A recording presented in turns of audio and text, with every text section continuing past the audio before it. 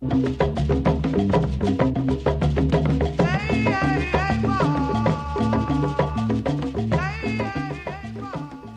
to Nommox this week in KPFK, Los Angeles. My name is Tambuzi. We'll be here every Saturday from 3 to 4:30. Today we'll be here from 3 to 4. I'm very blessed to have a very beautiful brother here today, Brother Stokely Carmichael, who'll be interviewed by myself and Brother Masai. And just to get it off the ground, I'd like to ask Brother Stokely if he could go into some of the things that he was doing in the early 60s, that I think I first came across Brother's name in the struggle. Well, first let me thank you and Brother Masai for having me on the show, and thank our brothers and sisters and anybody else who's listening. Well, let me see, the 60s. I started working for SNCC in 1960. When was the Freedom Rides? Was it 60 or 61? I think 61 was the Freedom Rides. Right. So I would have started in 1960. SNCC was formed in March of 1960. I went to Howard University, but in the summer I would go with SNCC in the South. In the early 60s, especially in 61, when the Freedom Rides came up, Congress of Racial Equality had started it, but when it got so bloody, they wanted to call it off. And SNCC was just forming. We were young, not strong, but we said we should carry it on. And we went to see Core and told them we couldn't stop, first of all, because if we did, it'd just make people feel that, we're afraid in front of violence and would not be able to go forward. We carried it through, and after that, there developed inside of SNCC a discussion on whether or not we should continue with mass demonstrations or sit-in movements or go into voter registration and clear political organizing. Inside of SNCC, there was a lot of discussion about it. I sided with the brothers and sisters who said that we should go into voter registration and into political organizing. There was a sector of brothers and sisters in SNCC who felt that they should stay with sit-ins and mass demonstrations. Incidentally, John Lewis, who was the chairman of SNCC, held this position, that SNCC should remain that way. The other brothers and sisters who held that position left SNCC sooner or later and went either to work with SCLC or other local organizations that kept on with the mass demonstrations. When we moved into voter registration, we sat down and we looked at the state, and Mississippi was the worst, and we said that's the one we should go to. So we went to Mississippi and, of course, began to do voter registration and organizing. There, the objective was easy. To achieve it, difficult, but the objective was easy. All you wanted to do was to get black people together to vote, to exercise their right to vote. Of course, during this phase of our struggle, we lost many people. Many people were killed. Many buildings were burnt. Much material, bombings, jailing. So we lost a lot of blood in that struggle. After we achieved the right to vote, now by the time that black people were going to get the right to vote, SNCC had already moved ahead again. There was more discussion there, and here some of us were feeling that we should go into the Democratic Party, and some of us felt that we should do our own independent political organizing. I sided with those who said that we should do independent political organizing, and in order to bring that about, of course, you needed black nationalism as a vehicle. And how was black nationalism introduced to SNCC and maybe yourself also? Well, now, many different ways. It was probably first introduced to SNCC theoretically by Malcolm X. Because, of course, since we were struggling inside of SNCC, we were young, we were reading everything we could about everybody who was saying something. And I think the theoretical point came first from Malcolm. Yeah. The concretization, however, came from our daily work. Every day, of course, we were with the peasants, the sharecroppers. They had no land. We were trying to organize them, bring them together under constant harassment. And Christianity could not be the vehicle to bring them together, obviously. So by talking, since you were dealing with black people, these were black people who were exploited, not only because of class, but because they were black, and it just kept going more and more into black nationalism. So concretely, of course, it would come from the work. Theoretically, I would say that probably Malcolm X had the greatest influence on SNCC. I know he had great influence on me myself, but outside of me, on SNCC itself, Malcolm had a profound impact theoretically. Because at first people like Bayard Rustin had some effect on us, but as we put theory with practice, it didn't come out that way. Like I can remember back in about 65 or 66 at the tender age of maybe 13, 14, 15. Like, I heard the words Black Power, and, it brought some, I guess some spiritual enlightenment into my heart, and, some very good feelings, even at that age, just to hear the words Black Power. I'd like to know how you did these things come into line with what you had learned from Malcolm, or a culmination of SNCC's efforts. Yeah, I think it would be more a combination of SNCC's efforts. Of course, we said the theory was coming from Malcolm. The theory was coming from Malcolm, and if you looked at Malcolm properly and read him, you will see that what Malcolm was saying, SNCC was in fact doing. As a matter of fact, before Malcolm got killed, we had set up a tour for Malcolm in Mississippi. SNCC had already brought him to Selma, Alabama. Not the Nation of Islam. He was still in the Nation of Islam, but SNCC organized it and brought him to Selma, and we had a lot of contradictions at that time with SCLC, the Southern Christian Leadership Conference, Dr. King's organization.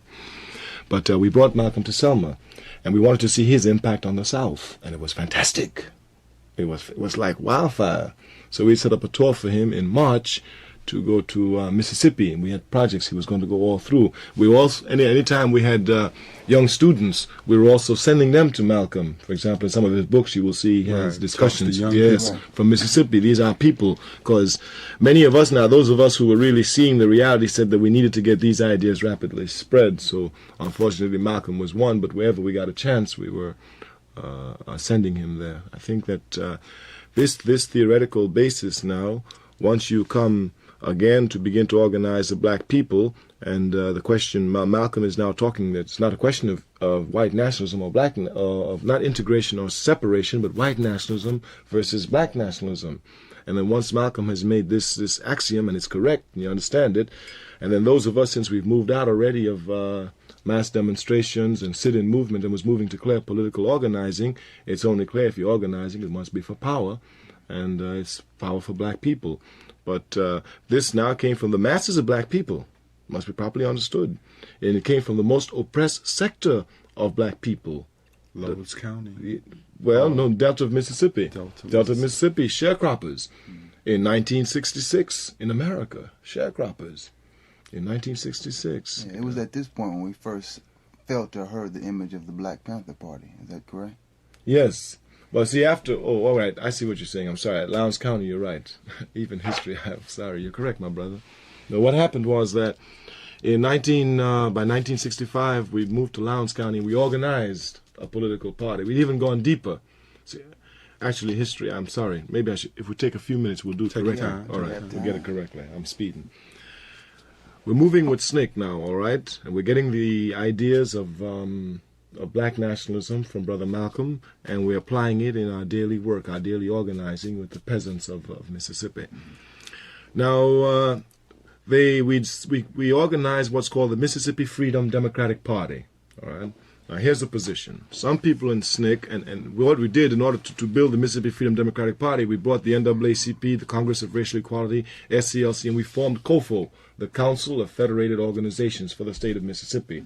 We decided we were going to crack Mississippi, because if that's the hardest, if we crack Mississippi, the other's going to fall. So ain't no problem about that. So the people who put up the Mississippi Freedom Democratic Party said that this party is going to be the legitimate Democratic Party in the state of Mississippi, because the Democratic Party of the state of Mississippi, they say, is illegitimate because it doesn't adhere to the principles of the National Democratic Party. For example, the National Democratic Party says everyone has the right to vote, there should be free elections. But the Democrats in Mississippi, like Eastland and these people who control, are very racist. If you try to vote, they kill you, you know, say if you're black. So we're going to set up a Mississippi Freedom Democratic Party, and this Mississippi Freedom Democratic Party is going to go to the National Democratic Party and challenge them for the right to be the Democratic Party of Mississippi, and to not recognize Eastland and all the others. Right. This is their theory. 68, where they went to the convention. 64. This is for the summer project where we bring all the people to register them to vote. Right. Now, some of us in SNCC knew that this was crazy. Ain't no white folk gonna do that. You understand? But what was beautiful was that all this was being done, you understand, with the Kennedy and Johnson administration. You understand? Since Kennedy was supposed to be so liberal, it meant pressure put on Kennedy would even make him take the stand. Either he's for black folk or he's for the Eastlands or who exactly. Really for right or for wrong. That's all it is, my brother. That's all it is. Whether he's serious or whether he's jiving. That's all. Now, he got assassinated, so Johnson had to carry on. Now, some of us in SNCC said this is nonsense. The Democratic Party will never do that. Now, we properly organized the brothers and sisters of Mississippi. We went to the Democratic Party convention and we said, here are the facts. In your national platform, you say everybody should have the right to vote. In our party, everybody has the right to vote. In the other party, they do not. You say we must have open meetings. We've had it. They didn't. We explained everything. So, all right, now we want to be the legal Democratic Party for Mississippi. They said, no, we can't let you do that. What we're going to let you do is put 4 of you inside the regular Democratic Party. As a token. Yeah, understand? Yeah, so no, we can go for that. So by the time now those of us who were saying that this wouldn't work, it became even clearer. So we now went into proper black organizing, independent political organizing outside of the Democratic Party and outside of the Republican Party. And that was a struggle. That was a struggle. Every black organization in this country was against SNCC doing that. The labor unions was against SNCC doing that. The Democratic Party was against SNCC doing that. The Republican Party was against SNCC. SNCC was properly and totally isolated. And with all of its isolations, it produced, within 1.5 years, one of the strongest and most vibrant political county organizations in this country. Now from here, since you organize the black people of Lowndes County, they're in their own political party, they're wielding their power, you can see properly the necessity for black power. Right. Like also during this time, shortly after Kennedy's assassination, Brother Malcolm X was assassinated. And I'd like to ask you, can you see any significance between like the FBI counterintelligence reports that were recently released and the murders of Malcolm and Martin Luther King and maybe Medgar Evers, along with the, say, a reign of terrorism against black people, especially in the South also? Yeah, that's evident. That's a fact. All right, like in dealing with that, what alternatives do these leave for black people if brothers like Malcolm and Martin are getting assassinated and people like Bobby Seale and Huey Newton, regardless to whatever position those brothers are taking, yet and still, we face this type of oppression? The only alternative is for us to form a Black United Front. A Black United Front where each organization inside the community will come together and speak on behalf of the community. It will give the community strength and unity while protecting the community and allowing the community to do the type of organizing that must be done for eventual revolutionary struggle. Like, when did you become president of SNCC? I became chairman of SNCC, I think it was in June of '66. What happened was that my becoming chairman of SNCC was really a result of political struggle. I had been organizing in Lowndes County, and this was the only one of the organizing projects that SNCC had. SNCC had several others. Some, again, were based on integration, but this one was based clearly on black nationalism. And inside of SNCC, there was a struggle going on between those of us who were for black nationalism and those of us who were opposed to it. Fierce struggle. And of course, for those of us who were those of us who were for black nationalism, we had a whole array of forces against us. Number one, the money people, because SNCC was heavily funded by white liberals, and inside this white liberals, Jewish people.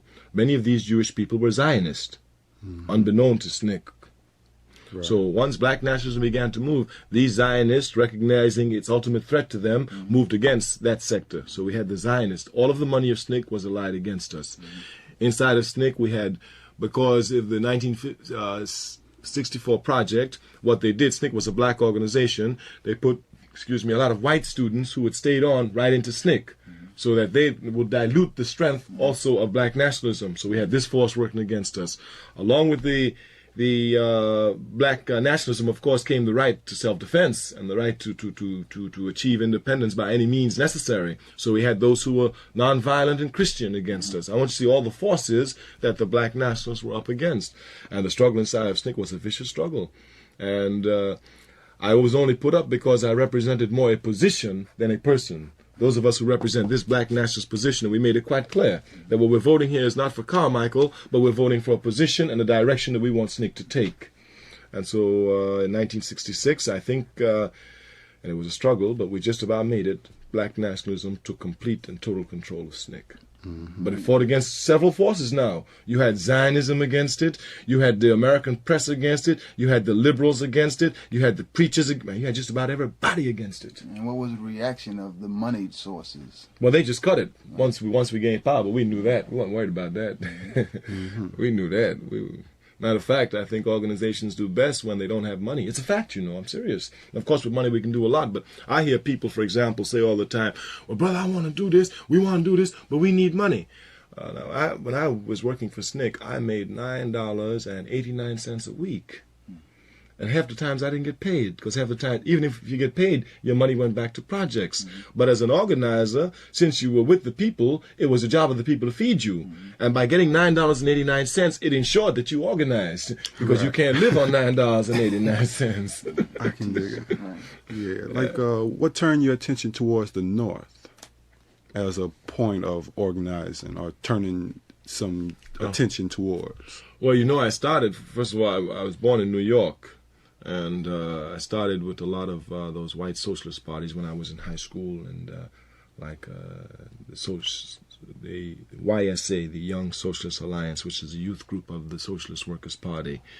I was around people in Advance, which was at that time the Young Communist Party, and YPSL, the Young People's Socialist League, and so many of them. I never joined any of these groups, but I participated in all of their discussions and activities, picket lines, etc., etc. I don't know why I never joined, except as I got older, I began to see the reason why I didn't join was because while theoretically they were teaching me a lot of things, undeniably so, they somehow weren't really touching the primacy of my struggle. They weren't touching the primacy of my struggle. But of course, since I grew up in New York and I started in New York, I went to school at Howard in Washington. In Washington, one of the beautiful things about being in Washington was it gave us a chance to see how to do Southern organizing and Northern organizing at the same time.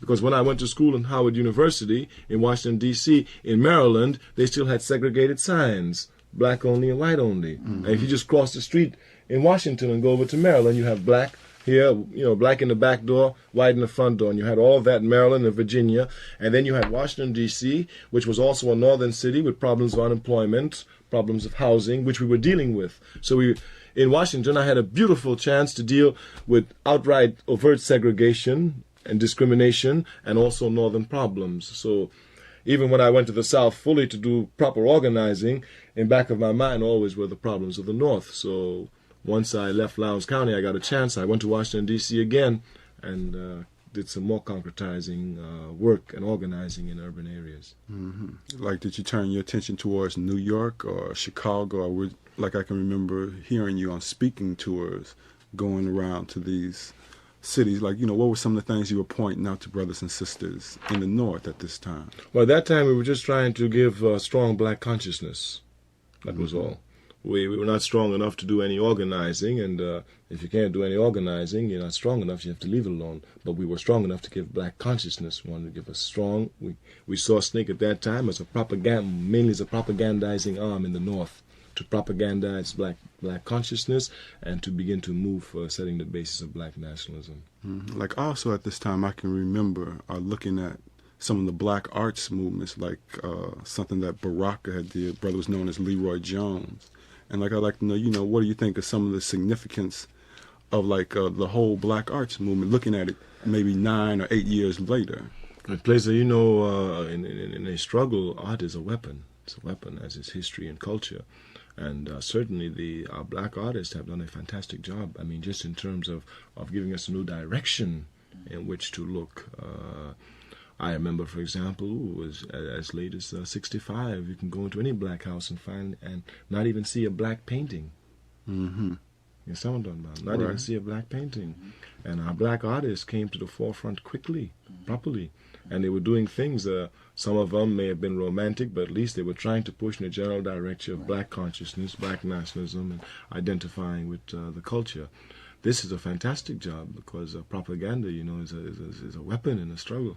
It's a weapon, and propaganda isn't just the radio and the television, but the The most severe form of propaganda is the subtle form of propaganda, that propaganda which you don't even see.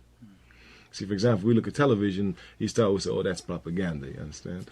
But you're sitting and looking at the painting, and that painting is giving you propaganda, and you don't think it's propaganda, you're just looking and admiring it. And they use their art properly to help drive us more and more towards the black consciousness. Mm-hmm.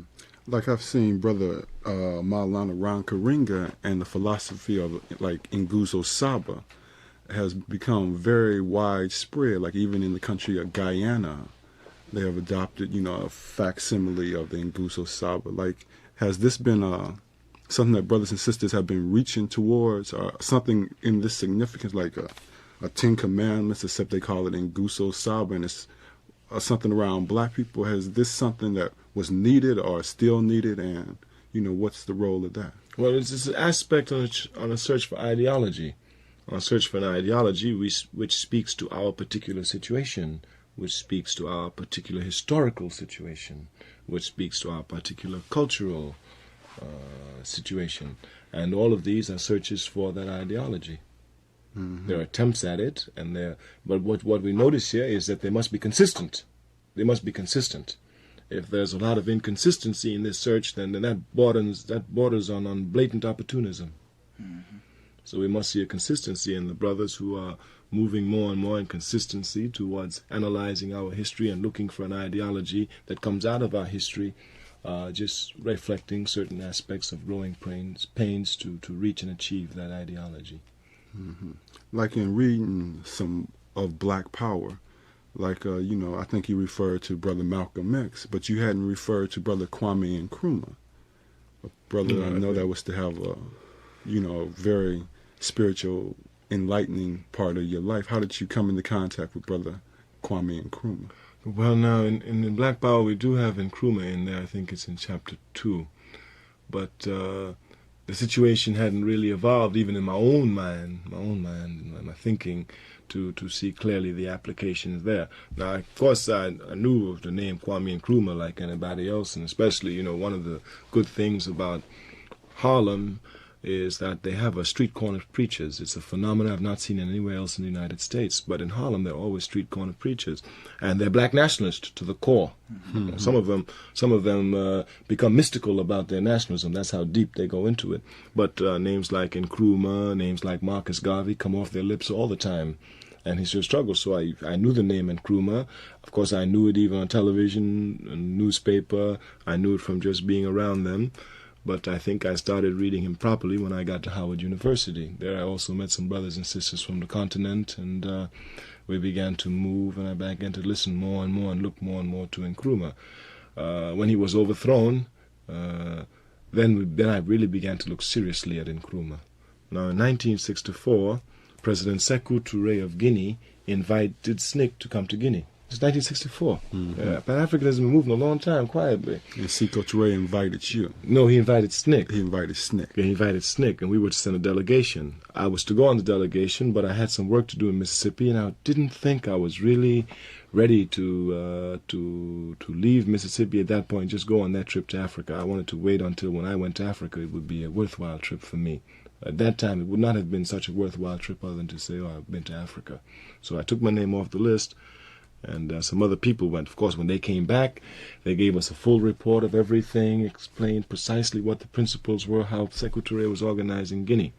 So Guinea now is in my mind proper, even though it's not in the minds of everybody else, because this president, out of the clear blue sky, invites SNCC to come to Guinea. Right. Pays for our way, delegation, everything, and treats the delegation proper. When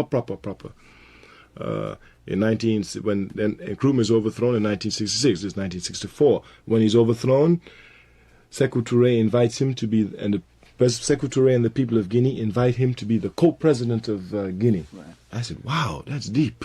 Right. That's heavy. You understand? That's now, this time I'm into Nkrumah, but now I start looking at Sekou Ture deeper. I said, where'd he come from? All of a sudden. And so now my difficulty is that Sekou Ture, of course, in Guinea, our brothers there were dominated by the French. And so a lot of things were in French, and I couldn't speak French or read French. So the materials I can get was very limited. But wherever I found brothers and sisters who knew about Sekou Ture, I was constantly searching out, trying to find things and materials about Sekou Ture. In 1967, after 1 year of being the chairman of SNCC, I resigned from being the chairman of SNCC. I stayed in SNCC, but I resigned as chairman. I said I wanted to go back to organizing. And before I went back, I was invited to London by some committee called the Dialectics of Liberation. As a matter of fact, it was there that I first met Sister Angela Davis in London in 1967. And that I also first met C.L.R. James there for the first time. Yeah, although of course I'd known him. No, my second time. I met him in Canada for my first time. Of course I'd known Dr. C.L.R. James for some time. In London, we were invited to go to Cuba, and the American government says that you can't go, and I said we should go. So we go to Cuba. Then from Cuba to Vietnam. On my way to Vietnam, I went through China. In China, I met Mrs. Du Bois, Right, Shirley Graham Du Bois, yes, the wife of Dr. W.E.B. Du Bois. I've always wanted to meet Dr. Du Bois.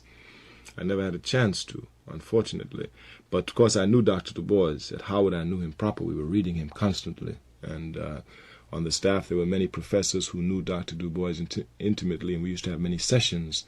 We'd read a book by Dr. Du Bois and come back with these members who knew him and discuss the ideas, etc., etc. So to meet Mrs. Du Bois was fantastic. I also met, when I was in China, Robert Williams for the second time. I knew Robert Williams the first time when he was in Monroe, North Carolina with the struggle. At that time, I was working in Nashville, Tennessee with the sit-in movement. Mrs. Du Bois asked me where I'm going. I said, well, I'm going to Vietnam. She says, well, you must come to Guinea. And she said, and you must meet Sekou Ture and Kwame Nkrumah. I said, me? Meet Sekou Ture and Kwame Nkrumah? She said, yes. I said, oh, I would love to do that, Grandma, but I really don't know how I can do that. She said, oh, I'm sure Nkrumah would want to meet you. I said, Nkrumah, does he know about me? She said, oh, I'm sure he does. He must meet you. I said, if I can get there. She said, well, we're having the 8th Congress, and I'm sure you'll be invited. I said, how do you know? She said, I'm sure you'll be invited, and I'll see you there. So I went to Vietnam just thinking about meeting Kwame Nkrumah and Sekou Ture, and I had lunch with Ho Chi Minh. Oh, yeah. Yeah, it's fantastic. Yeah, that was fantastic. It seems like many brothers have a knowledge of the struggle in America. Like I think I read something by Brother Ho Chi Minh about when he visited America. He lived here. Oh, right. He was fantastic. You know, it was Ho Chi Minh who helped clarify a lot of problems for me, incidentally. I was having lunch with him. He speaks English properly. He spent a lot of time in America. Matter of fact, he was in America when Garvey was on the rise. As he told me about Garvey, he said, I followed this movement. It was a good movement. So I said, yes, sir. He said, yes. Then he talked. He asked me a lot of questions. And finally, of course, I wasn't saying nothing. I can't say to Ho Chi Minh. You know what I'm talking about? I'm 26. I'm listening. He finally looks at me square in the eye. He says, why don't all you Africans in America go back to Africa? I said, sir? He said, why don't you Africans in America go back to Africa? Africa is your home. America is not your home. I said, of course, sir. But I just let it drop. Understand? We talk. And all through my mind was this question that he'd raised. You know, when I was in Vietnam now, the Vietnamese treated me very, very well. Oh, there's some beautiful people. They are some beautiful people, very humble, very humble. I met all of their people, all of their top leadership, all the way down to their children, their peasants, and everybody treated me royally. The Vietnamese are very beautiful people, very humble. It's just from seeing their humility that I knew America could never defeat them. Right. Could never defeat them. And from Vietnam, I went to Algeria and then on to Guinea. That's when I probably met Sekou Ture and Kwame Nkrumah. Then I stayed for the 8th Congress. I went all through Guinea. Very beautiful, very exciting. Sekou Ture told me that Guinea was my home and that I should come back.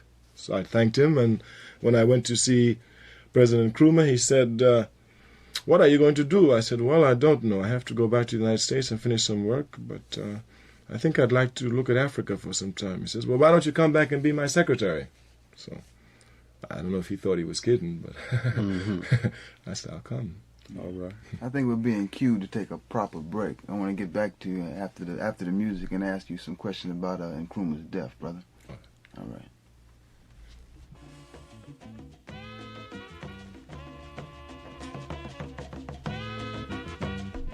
Where were you when President Nkrumah died, Brother Stokely?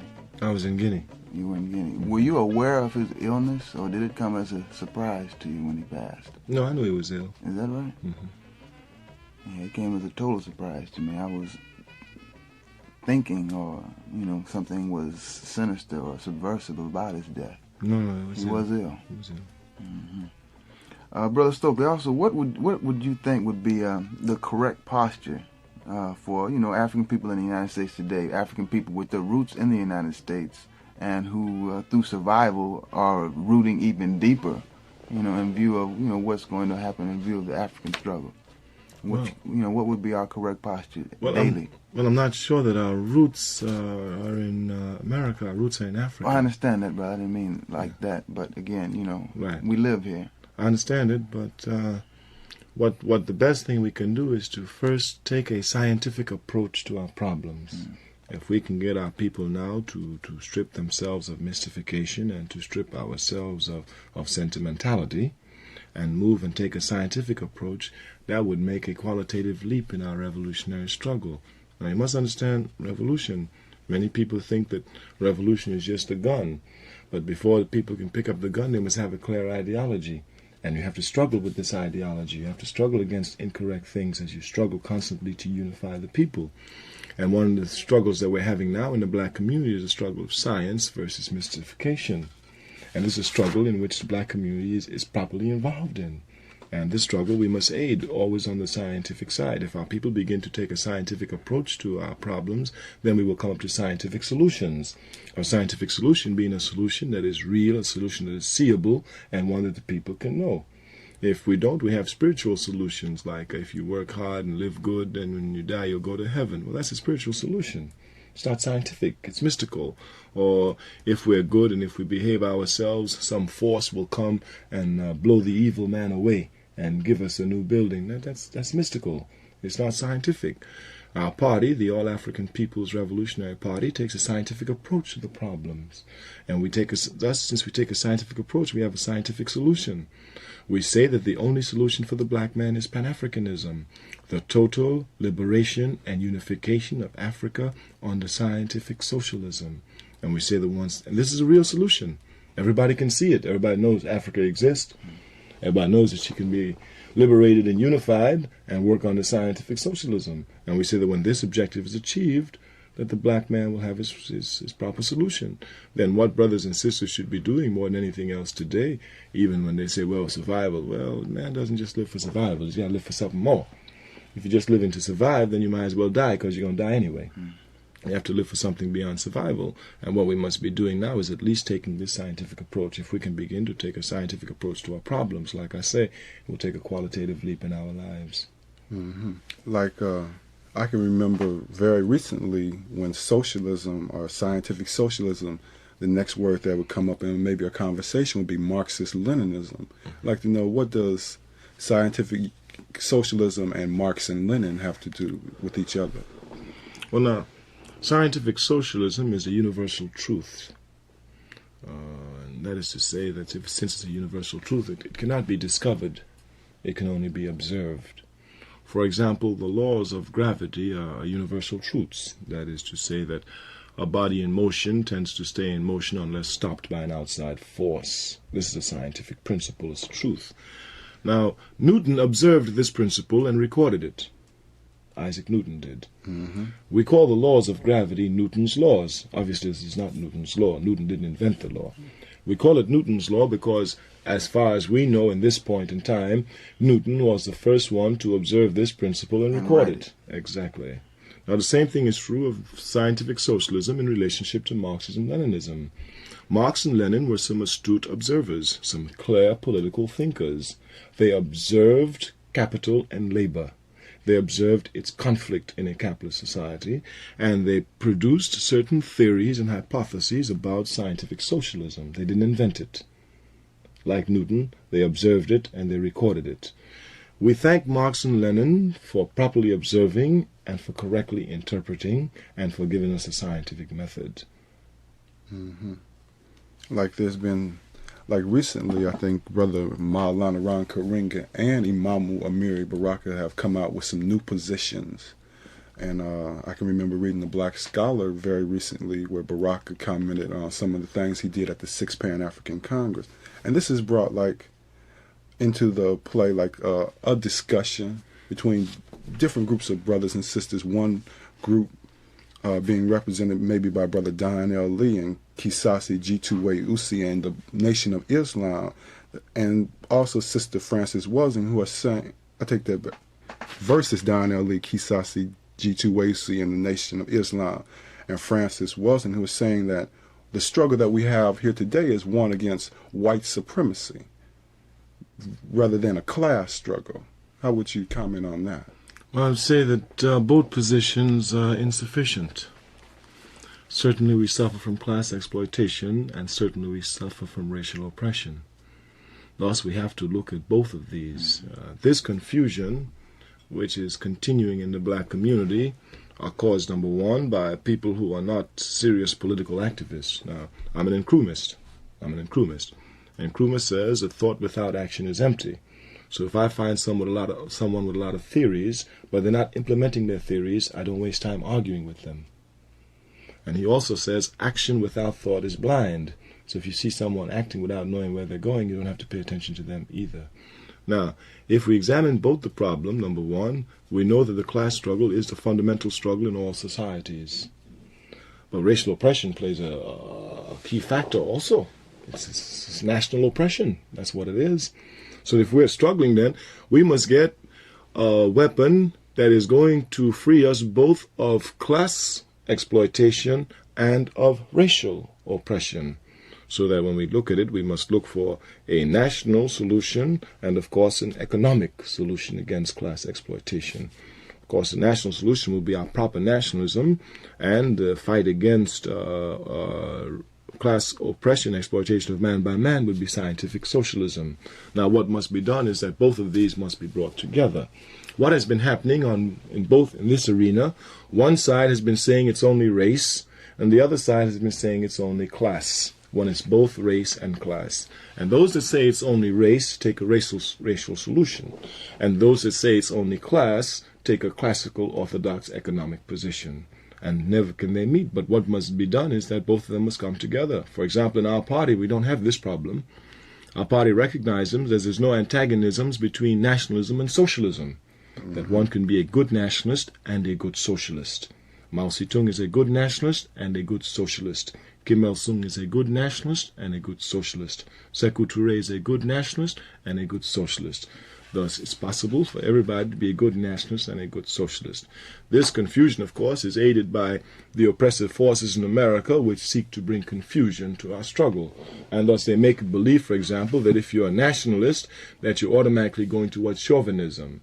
This is done particularly to confuse the black man in America, who is in fact the vanguard of any revolutionary struggle here, and can only carry out his revolutionary struggle through nationalist awakening.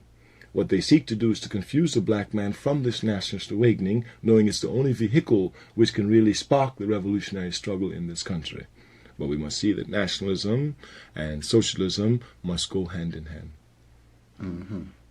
The African People's Party, is it to serve as more or less a vehicle to aid our people in, taking a scientific approach to our struggle? How large is it today?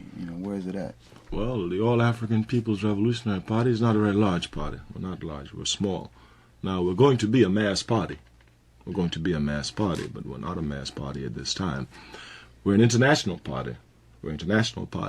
Our base is in Africa, the home of the black man. And we have chapters in Africa, in the West Indies, some in South America, not as much as we would like, and of course some here in America. Our party is Pan-African in form, in content, and in character. For example, inside of our party, you'll find brothers born on the continent, brothers born in the West Indies, brothers born in South America, brothers born here in America. And wherever you go in our party, you will find all of these brothers and sisters born scattered all over the world, sitting down together discussing the same problem. Whether it's dealing with America specifically, whether it's dealing with Brazil specifically, whether it's dealing with Haiti specifically, whether it's dealing with Kenya specifically, you will find that. And our party is recruiting cadres. We know that, first of all, we know that you can't have revolution unless you have a revolutionary organization. So many people scream about they want revolution, but they're not even organizing an organization to bring about revolution. Revolution is not spontaneous. It's a planned activity. It's scientific. It must be properly planned. And you must have an organization who understands the laws of revolution and thus are willing to implement them whenever the opportunity strikes its chance within the objective conditions. Our party just organizing cadres at this time, building. As we get stronger, and we get stronger, and we get stronger, we'll be able to move out and deal a little better with the problems of our people. But we cannot deal with the problems of our people until we're beginning to at least have some form of organization. Those people who try to stop us, again, they're reactionaries and trying to confuse the struggle. You find people say, well, y'all ain't doing nothing. All y'all doing is organizing a party. The people hungry. The people need to be fed. The people are unemployed. They are. But the only way you can deal with these problems is with a scientific organization. So organization is a prerequisite to dealing with these problems. Like, in speaking about organization, we were talking about the deaths of various brothers and also the infiltration of different groups. Like, does a large group leave itself open to infiltration? Yeah, but it leaves itself... Well, it does, of course. There's always infiltration. For example, even just recently in China, we saw that Lin Piao had been there. So there's always infiltration. But the best protection against infiltration is a crystal clear ideology, of which everybody in the organization is completely conscious of and master of. Rather than the individual personality. Exactly, because when you make revolution, you must put your faith in the masses of the people. Because it's they and they alone who can make revolution. If you don't put your faith in them, you're making trouble for yourself. You understand? That allows for egotism. It allows for innumerable number of errors. So, but once everybody in the party is conscious and master the laws, as soon as one man makes a mistake, they say, look here, brother, you made a mistake. Now, it could be an honest mistake, or it could be a planned mistake. You understand? This is where you're incorrect. Now we can watch you. You make another mistake again, we say, look here, brother, this is what happened. By the third time, we know where you're coming from. Mm-hmm. Like recently, they had the 6th Pan-African Congress. And also you were in the forefront of the brothers, not the forefront, but at the last stage of like a resurgence of Pan-Africanism and nationalism. You were in the forefront. I'd like to know, what are some of the things that you saw in this past 6th Pan-African Congress? We know our party didn't attend the 6th Pan-African Congress because our party had some disagreements with its organization. Our party felt that if a 6th Pan-African Congress was to be called the number one, the only people who could call it were Pan-Africanists. And again, for us, a Pan-Africanist is not someone who thinks Pan-Africanism, but thought in action. For example, if you just examine very quickly the delegation that left from America in large numbers, only a handful of them could actually be considered Pan-Africanist in the sense that they were really organizing along Pan-African lines. Mm-hmm. Most of them were not Pan-Africanist. Few of them had read Pan-Africanism. Some of them who delivered papers attacked Pan-Africanism as recently as 3 years ago. And these were the people who are now reading papers on behalf of Pan-Africanism. We felt that if there was to be a 6th Pan-African Congress, since our party jealously guards Pan-Africanism and vigilantly watches against its corruption, we felt that the only real thing that could be done is that, number one, this Pan-Africanist conference would be able to organize Africa, give its clear ideology, precise objectives, and push it on towards its match. Anything less than that was a waste of time. It would have been a repeat of the past Pan-African Congresses. If we follow the history of it again, many of the people who called it, many of the people who went, don't even have an understanding of the history of Pan-Africanism. The 5th Pan-African Congress clearly decided that the movement was to, number one, bring national independence to Africa. The next Pan-African Congress can only decide one thing, the unification of Africa. Mm-hmm. Are the heads of states, African heads of state, addressing themselves to the unification of Africa, the United States of Africa, call it what you will? Yes, they have to, more and more. Because, again, of pressure from the masses of the people. Just like, for example, today, more and more of them are speaking of socialism, even though they're not doing anything about it. But the fact that they are forced to give lip service to Pan-Africanism shows the strength and the force of the masses of the people. Mm-hmm. Like, yesterday I heard you speaking. You were speaking about the Palestinian struggle. Could you give us some light on your opinion on the Palestinian struggle? Well, now it's fact. We as black people, we as Africans have no alternative but to support the Palestinian struggle. Now, I must be clear why we support this struggle, because it becomes confusing. For example, in the last year, and particularly in the last few months, the bourgeois press has been trying to imply that if we, black people or Africans, support the Arabs, we must do so in expectation that the Arabs will support us economically, that is, to give us money or give us cheaper prices with oil, etc., etc. No. That's backward thinking. That's backward reactionary politics. We support the Palestinian people because their cause is a just cause. That's it. If the Arabs don't give us a penny, if the Arabs stab us in our backs on this question, it's a just cause, and as just loving people, we must support it. So we support 100% the Palestinian struggle because it's a just struggle. The land does not belong to the Zionists who went there. It belongs to the Palestinian people. The Zionists came and drove these people out with the most vicious tactics that mankind has ever seen, only paralleling those of the slave trade.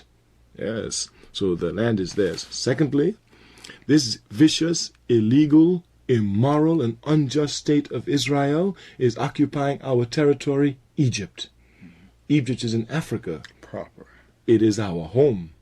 And anybody who touches 1 inch of Egypt touches us. For example, you can find young Jewish students in this country who support Israel. They go to Israel and fight for Israel. They will do everything for Israel. They don't come from Israel. Israel is not their home. Israel was only established in 1948, but they feel a strong kinship for Israel, that they're willing to leave America, the universities of America, the streets and the lives of America, and go and fight in Israel. Africa is ours. That's undeniable fact. And if Egypt is in trouble, we too must be animated with such a love and desire to serve our people and to serve justice and the cause of humanity that we too must be picking up and going and fighting in Egypt against Zionism. We must support the just cause of the Palestinian people. Of course, Israel is also a base of capitalism and imperialism. It's a racist state. It's an unjust, illegal state. It will be swept away. We must help. Wherever we get a chance, we must condemn without mercy this vicious Zionist state. Wherever there's a chance to work against it, to undermine it, we must do so. We must constantly point out to our people the truth of the situation, so they will come to the side of truth quickly and struggle more effectively to bring humanity to a higher level. No question. Would you care to elaborate? We only have a few moments left about the bloodshed and the civil strife in Ethiopia today, brother. Now, we have to try to be clear with that. We've been having many discussions. Our party hasn't taken a proper position on it, so that my position, I want you to know, is one that I'm just forming, again, personally. It's not an official position, but we must look at Ethiopia carefully now. The military regime which is in power, its only justification for being in power is that it liquidated feudalism. Because if it didn't liquidate feudalism, there's no need for it to be there. All right. Not that it overthrew Haile Selassie, but that it liquidated feudalism. Change the system around. Exactly.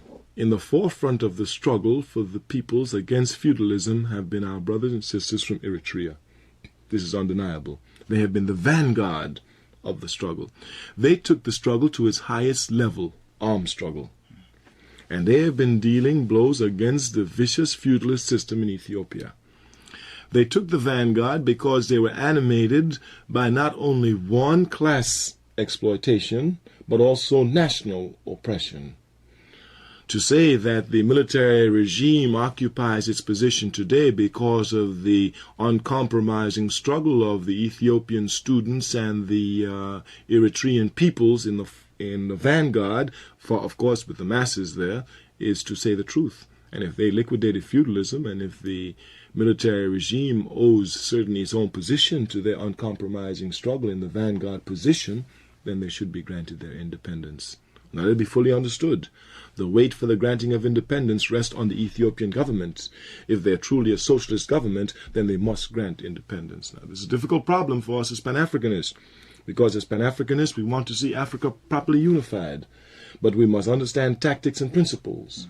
It's a tactic here, because in dialectics we know that things can separate and then come back at a later date to a higher form of unity. Yes, sir. So that we can do that and they will come back peacefully. All right, I'd like to ask you one short question. It's not a short question, and maybe should have asked a long time ago, but what's the significance of land?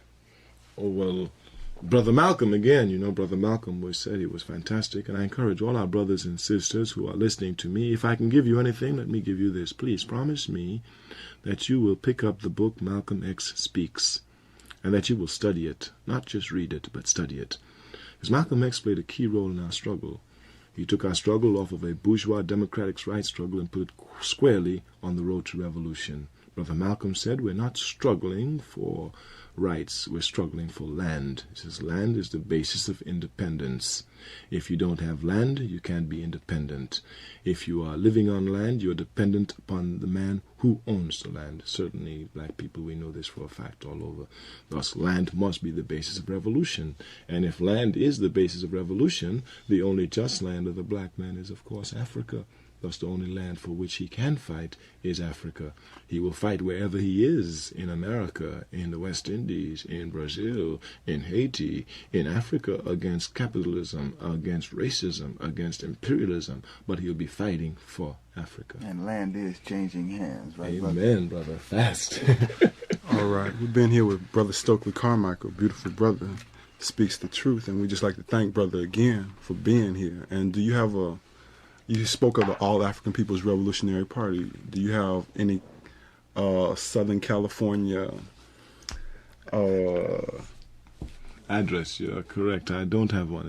That's very bad of me. Well, if you can leave one, I'll drop it on below us next week. Thank you, my brother. I'll be sure to do that. Let me thank you and thank Brother Masai and encourage you to keeping the media open to education. Your job is to bring education before the people, bring them clear information upon which they can make a precise decision. I thank you, and I encourage you to continue to do so. All right. Thank you again, brother.